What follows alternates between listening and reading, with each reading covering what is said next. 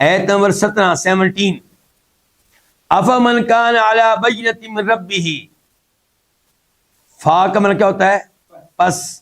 فا کا ترجمہ ہم پہلے کریں گے اردو میں. پس کیا، حمزہ جو ہے استفہام کا کیا، پس کیا من جو کانا ہے علی بینۃ من ربہ، اپنے رب کی طرف سے واضح دلیل پہ. بینہ واضح دلیل، من ربی اپنی رب کی طرف سے. پس کیا جو ہے اپنے رب کی طرف سے واضح دلیل پہ. وَيَتْلُوهُ، وَيَتْلُو اور تائید کرتا ہے، واو کا معنی اور، یتلو تائید کرتا ہو اس کی، نہیں اس آدمی کی. من، ایک تو اس کے پاس رب کی طرف سے کیا واضح دلیل ہے، وَيَتْلُوهُ اور اس کی تائید کرتا ہے، کس کی؟ اس آدمی کی، اس شخص کی. کون تائید کرتا ہے؟ شاہد، ایک گواہ، منہ اس کی طرف سے، کس کی طرف سے؟ اللہ کی طرف سے. وَمِن قَبْلِهِ اور اس سے پہلے، کس سے پہلے؟ اس شاہد سے پہلے، اس گواہ سے پہلے. وَمِن قَبْلِهِ اور اس سے پہلے کتاب موسیٰ، موسیٰ علیہ السلام کی کتاب ہے. اماماً بطور پیشوا، ورحمتاً اور بطور رحمت.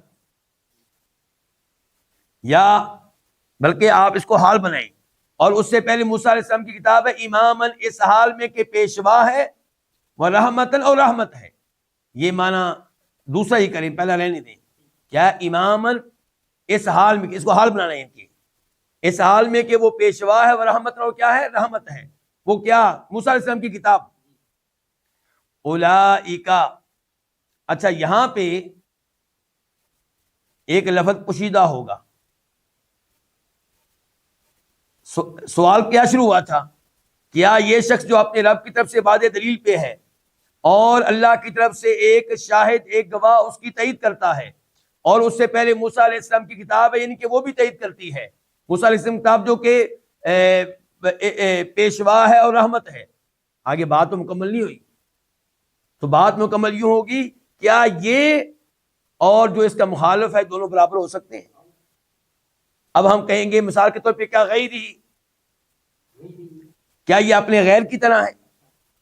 یا آپ کہیں گے کمن لیس کذالک، کیا یہ اس کی طرح ہے جس میں خوبیاں موجود نہیں ہیں؟ یعنی کہ ایک وہ شخص ہے جس کے پاس رب کی طرف سے واضح دلیل ہے اور قرآن اس کی تصدیق و تائید کرتا ہے، موسیٰ علیہ السلام کی کتاب بھی اس کی تصدیق و تائید کرتی ہے. اور دوسرا آدمی وہ ہے جس کے پاس کوئی دلیل نہیں، دوسرا آدمی، اور اس کی تائید کے لیے کوئی شاہد نہیں، اور موسیٰ علیہ السلام جیسی کتاب بھی اس کی تائید نہیں کرتی. کیا یہ دونوں برابر ہیں؟ واضح ہو گیا؟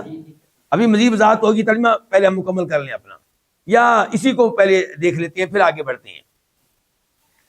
تو آپ کہیں گے کہ من سے مراد نبی علیہ السلام اور اہل ایمان ہے. من سے مراد کون؟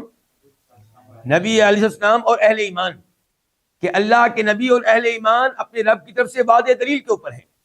جس شریعت کے اوپر چل رہے ہیں وہ بالکل واضح ہے، اس میں کوئی اشکال نہیں ہے. وَيَتْلُو شَاهِدٌ مِّنْهُ اور آپ علیہ الصلوۃ والسلام کی اور ان اہل ایمان کی تائید ہو رہی ہے اللہ کی طرف سے. کون تائید کر رہا ہے؟ قرآن. شاہد سے مراد کون؟ قرآن. وَمِن قَبْلِهِ اور اس قرآن سے پہلے کتاب موسیٰ، موسیٰ علیہ السلام کی کتاب ہے، تورات ہے. اس حال میں کہ پیشوا رحمت ہے، وہ بھی تائید کر رہی ہے محمد علیہ السلام کی اور اہل ایمان کی. یعنی کہ نبی علیہ السلام کا تذکرہ، آپ کی علامات، آپ کی خوبیاں اور آپ کے اوپر ایمان لانے والوں کی خوبیاں تورات میں بھی موجود ہیں. واضح ہو گیا؟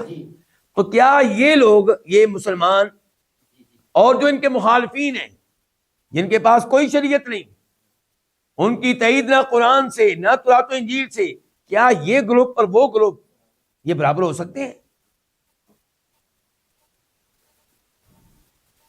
اولئک یہی لوگ، کون سے؟ جن کا بھی تذکرہ ہوا ہے، جن کے پاس رب کی طرف سے واضح دلیل ہے، جن کی قرآن تصدیق و تائید کرتا ہے اور جن کی موسیٰ علیہ السلام کی کتاب بھی تصدیق و تائید کرتی ہے. یہی وہ لوگ ہیں یؤمنون بہ، جو اس پہ ایمان لاتے ہیں، کس قرآن پہ. ومن، اور جو یکفر کفر کرے بھی، اس کے ساتھ، کس کے ساتھ؟ قرآن کے ساتھ. تو جو اس کے ساتھ کفر کرے، من الاحزابی، گروہوں میں سے، ان کے مختلف گروہوں میں سے، فالنار، پس آگ، موعدہ، اس کے وعدے کی جگہ ہے. فلا تکو، پس تو نہ ہو. تکو اصل میں کیا تھا؟ تکن، نون گرا دیا گیا تخفیف کے لیے. فلا، پس نہ تکو، تو ہو، فی مریت، کسی قسم کے شک میں، منہ، اس کے بارے میں. کس کے بارے میں؟ اس قرآن کے بارے میں. انہو، بے شک یہ قرآن، الحق، حق ہے، من ربی کا، تیرے رب کی طرف سے. ولیکن، اور لیکن، اکثر الناس، زیادہ تر لوگ، لا یؤمنون، ایمان نہیں لاتے.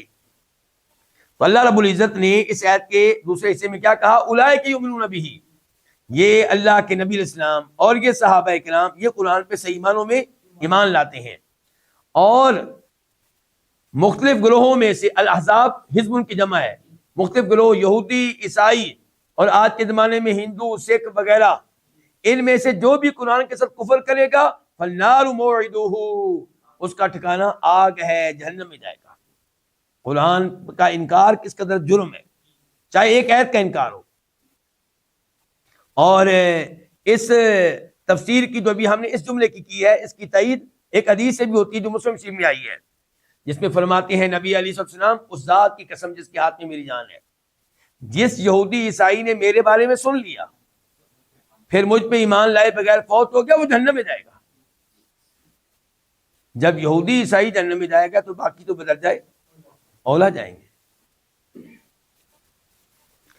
تو آپ اس قرآن کے بارے میں کسی قسم کے شک میں مبتلا نہ ہوں. کیا اللہ کے نبی کو شک تھا؟ نہیں.